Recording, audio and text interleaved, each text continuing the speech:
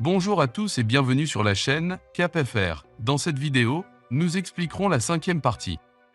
Auparavant, une fille nommée Zaya était tombée sur la mystérieuse rue Raksaza, où elle devrait être secourue par un type nommé Yanshao. La rue Raksaza est un lieu de détention des esprits des morts et Yanshao en est le gardien. Zaya apprend alors qu'elle est poursuivie par une organisation secrète et qu'elle doit rapidement apprendre à invoquer son esprit gardien. L'histoire continue alors que Liang révèle que son bombardier est en fait un robot et que ce n'est pas un gardien spirituel. Il est alimenté par une rune imprégnée de pouvoir psychique et il pense que les robots de l'organisation du royaume utilisent la même chose. Zaya est jalouse de son pouvoir et lui demande d'en faire un mécha puisque son esprit gardien l'ignore. Cependant, Liang explique que les mèches sont beaucoup plus limitées que les gardiens spirituels. Les gardiens peuvent gagner en force avec leurs hôtes, mais les mèches ne le peuvent pas. De plus, ils ne peuvent utiliser leur capacité la plus puissante qu'une seule fois par invocation. Gefu arrive et explique que les gardiens ne sont pas seulement des esprits créés pour le combat. Ce sont des esprits avec lesquels les hôtes ont conclu un contrat afin qu'ils puissent grandir ensemble. Il explique qu'elle doit se dépêcher de convoquer son tuteur afin qu'il puisse commencer à grandir et empêcher les autres de lui prendre le tuteur. Zaya explique qu'à chaque fois qu'elle essaie, elle voit un visage qu'elle a vu dans ses cauchemars depuis qu'elle est petite. Yanshao explique que son tuteur doit être prêt à la protéger puisqu'il l'a déjà fait une fois et qu'elle n'essaie tout simplement pas assez fort. Zaya pense qu'il s'en prend à elle quand il double l'entraînement, mais Yanshao explique que c'est parce qu'il manque de temps. Il prévoit de renforcer la frontière mais il est clair que l'organisation a trouvé sa faiblesse et va s'introduire à nouveau. Nous regardons ensuite l'homme mystérieux chercher son prochain soldat à envoyer, mais décide d'y aller lui-même puisqu'il est le top 10 des chevaliers de l'organisation du royaume. Yanshao critique la forme de Zaya lors de l'invocation et les deux finissent par se disputer comme toujours. Liang souligne à quel point son frère est impatient et commence à se demander si Gefu a amené Zaya là-bas pour lui apprendre un peu de patience. Yanshao doit alors expliquer qu'elle doit utiliser des gestes lors de l'invocation car elle n'est pas un hôte spirituel de haut niveau qui maîtrise l'utilisation du pouvoir psychique comme lui. Gefu dit que certaines personnes qui deviennent très puissantes deviendront également arrogantes et paresseuses. L'enseignement est un bon moyen pour eux de se voir clairement. Liang se demande s'il les aide autant à expier le passé, mais Gefu explique que tout ce qui l'intéresse, c'est que Zaya convoque son tuteur avant qu'il ne soit trop tard. Yanshao abandonne les gestes d'invocation et veut essayer une autre voie. Il rationalise que son tuteur a semblé lui sauver la vie auparavant, alors il le fera à nouveau. Yanshao convoque Zuku pour l'emmener quelque part. Zaya devient alors de plus en plus inquiète lorsqu'elle remarque qu'il se dirige vers la frontière. Il explique que les mauvais esprits s'y rassemblent et qu'ils l'aideront à atteindre son plein potentiel. Il l'abandonne complètement là-bas mais s'aperçoit rapidement que son idée ne lui plaisait pas.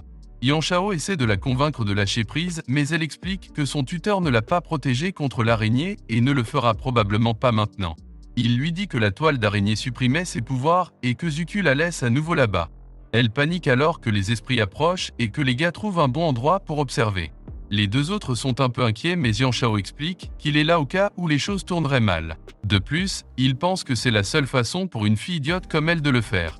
Elle fait de son mieux pour se battre à main nue mais elle est beaucoup trop en infériorité numérique et Yanshao doit empêcher son frère d'interférer. Elle crie à l'aide alors que nous voyons le visage dans ses cauchemars et que les gars interviennent pour la sauver. Ils ont tous ressenti la même chose et réalisent maintenant que son esprit gardien est scellé par la chaîne du cœur. Cela explique pourquoi elle ne pouvait pas communiquer avec lui. Chia est le seul à pouvoir déverrouiller les chaînes, mais cela prendra jusqu'à 100 ans d'entraînement et ils n'ont pas le temps. De retour dans le passé, nous voyons que Yanking craint que lui et le général Lu ne se soient pas entraînés depuis un certain temps. Lu n'est pas concerné cependant et veut juste profiter d'être Requiem général. En ville, nous voyons que certains soldats s'en prennent au vieil homme qui a trahi Liang. Ils ont du mal à le forcer à se transformer en un esprit maléfique alors que d'autres regardent.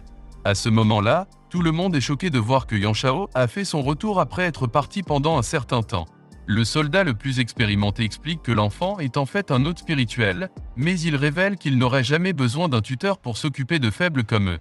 Il n'utilise les arts martiaux que pour les vaincre et leur ordonne d'informer le général que le maître de la rue Raksaza est de retour. Le général lui devient furieux mais les habitants de la rue Raksaza ont retrouvé l'espoir après avoir entendu que le fils du général Chao était de retour. Lui ne perd pas de temps lorsqu'il essaie de capturer Yanshao, mais cela n'a pas d'importance. Il a vaincu les soldats qui ont été envoyés et lui arrive pour reconnaître à quel point Yanshao est devenu plus fort.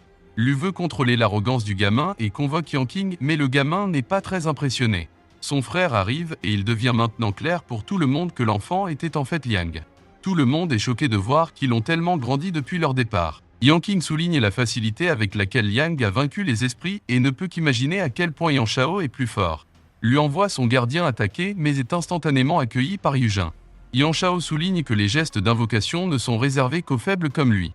Il déclare que lui n'est pas apte à être général de la rue Raksaza et exige qu'il quitte son domicile.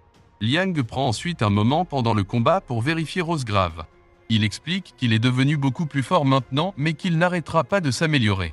Il envisage de devenir quelqu'un que tout le monde craint pour qu'elle n'ait peur de rien. Alors lui est finalement vaincu et dit de partir pour toujours. Yanqing souligne que les frères se sont entraînés beaucoup plus dur qu'eux et lui ne peut que penser à la façon dont les deux enfants ne comprennent pas la vraie valeur de la rue Raksaza. Les frères rentrent chez eux pour constater que leur arbre généalogique s'est flétri mais que leur nom reste ensemble. La maison qui a été construite à la place de leur maison leur est cependant hideuse. Juste à ce moment, lui arrive pour expliquer qu'il est toujours le général de la rue Raksaza et qu'il veut se battre à nouveau. Liang explique qu'il veut être celui qui le combat cette fois afin de prouver qu'il surpassera un jour Yang Qiao. Lui devient de plus en plus frustré après avoir toujours entendu qu'il voulait rentrer à la maison alors qu'il ne connaissait même pas le véritable trésor de la rue Raksaza, l'arbre de la pagode sacrée. Yang Qiao explique que leur famille a toujours gardé l'arbre chéri, mais lui manque de respect et consomme un morceau de son écorce. Liang se demande s'il a perdu la tête, mais est surpris de voir que lui est devenu plus fort qu'avant. Lui explique que l'arbre est capable d'absorber l'énergie directement de la nature et lorsqu'il est consommé par un hôte spirituel, il augmentera considérablement son pouvoir psychique. C'est le seul arbre sacré de la pagode dans le monde entier, et c'est la raison pour laquelle il est venu dans la rue Raksaza. Avec leur nouveau pouvoir, lui ordonne à Yanqing de commencer leur attaque et Yujin détermine qu'ils doivent partir immédiatement. De retour dans le présent, Xia se réveille après avoir découvert que son esprit gardien est scellé et qu'elle ne pourra pas le défaire sans des décennies d'entraînement. À court de temps, Gefu explique à Yang Qiao que la seule façon de le faire sera de lui faire manger l'écorce de l'arbre sacré de la pagode. Yang Qiao refuse cependant l'idée et exige qu'elle le fasse par elle-même. Il explique que fortifier la frontière leur a fait gagner du temps, mais Gefu dit que ce ne sera presque pas suffisant. Yang Qiao poursuit en disant que l'organisation est peut-être dangereuse, mais qu'elle tire également son pouvoir de l'arbre à pagode. Xia les surprend et ils doivent expliquer comment le pouvoir d'une personne augmentera en mangeant une partie de l'arbre. Elle est contrariée que Yang Qiao lui ait caché cela, mais il est encore plus enragé. Au début, elle avait voulu un mécha comme Liang et maintenant elle veut obtenir le pouvoir de l'arbre. Elle semble vouloir faire les choses simplement et évite autant que possible de s'entraîner. Xia dit qu'elle mérite de l'aide à cause du saut sur son tuteur mais Yang Qiao ne veut pas entendre d'excuses. Même après être née avec un gardien spirituel, elle ne veut que prendre des raccourcis et son comportement est une insulte pour les personnes qui travaillent extrêmement dur même sans tuteur. Gefu reconnaît qu'ils doivent prendre une décision difficile et recommande à chacun de faire une pause dans la discussion. Cette nuit-là, Liang se demande pourquoi son frère ne peut pas abandonner le passé et Yang Qiao explique que c'est parce qu'il connaît les résultats de la consommation de l'écorce de l'arbre. Il est capable d'augmenter rapidement le pouvoir de quelqu'un, mais cela ne mènera qu'à la catastrophe. Liang se souvient également du passé, mais explique que le pouvoir de l'arbre nécessite un équilibre. Il pense que Xia pourrait être en mesure de le contrôler et il lui fait confiance, mais Yang Qiao révèle que ce n'est pas le cas. Gefu vérifie Xia et il est évident que les paroles de Yang Qiao l'ont atteinte. Elle déteste être devenue si dépendante de la force des autres et veut devenir forte elle-même. Gefu explique qu'elle devra prendre la décision par elle-même mais ne pas trop y penser car elle pourrait se tromper de toute façon. Il se rend compte que ces mots n'auraient peut-être pas été si utiles et la laisse réfléchir.